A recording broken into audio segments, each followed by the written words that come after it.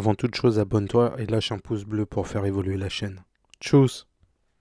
Un soir, alors que je traîne sur un site de streaming, légal je précise, mon œil est attiré par un titre. Il s'agit de Platinum End. Alors, Kezako, l'éternel où Dieu se meurt. Une tradition fait que 13 anges sont envoyés au Japon pour choisir chacun un humain qui recevra le pouvoir de vie et de mort pour une durée de 999 jours. Après ce délai, les faits et gestes des candidats seront jugés et l'un d'eux sera élu pour être le nouveau dieu du paradis. On suivra en héros principal Mirai Kakehashi, qui est un lycéen n'espérant plus rien de la vie. Orphelin depuis son enfance et étant battu par les seuls membres de sa famille qui lui restent. Il choisit de mettre fin à sa vie. Il sera sauvé de justesse par Nas, une ange qui lui offrira 3 pouvoirs spéciaux et fera de lui l'un des 13 candidats au poste de dieu. Concernant ses pouvoirs spéciaux, il s'agit d'une paire d'ailes lui permettant de se déplacer partout et à une vitesse supersonique, d'une flèche rouge lui permettant de soumettre sa victime à ses moindres désirs pendant une durée de 33 jours et d'une flèche blanche qui enlève la vie de sa victime. Il apprendra durant son aventure que la vie humaine, même avec les pouvoirs de Dieu,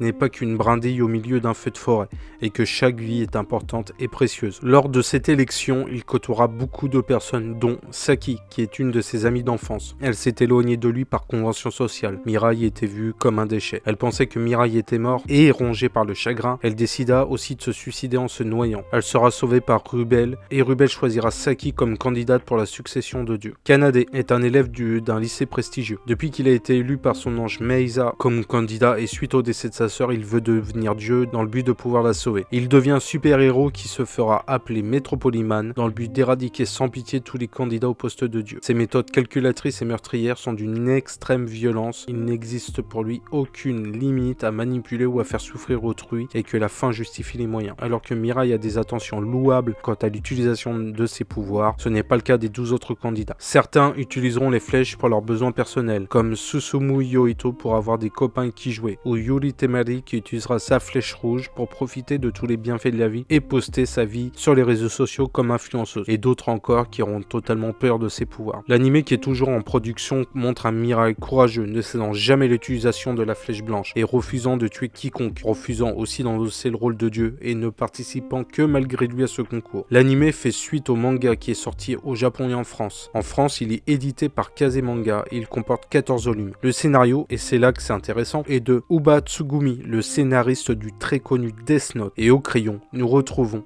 Takeshi Obata, qui est aussi le dessinateur de Death Note et d'un autre manga bien connu, Hikaru no Go. Bref, va voir ou lire Platinum End. Tchuss! Je te vois, hein, je t'ai vu. Je t'ai vu. Tu n'as pas cliqué sur le pouce et ni sur l'abonnement, donc vas-y, fais-le s'il te plaît. Et puis au passage, va voir mes autres vidéos. Allez, ciao.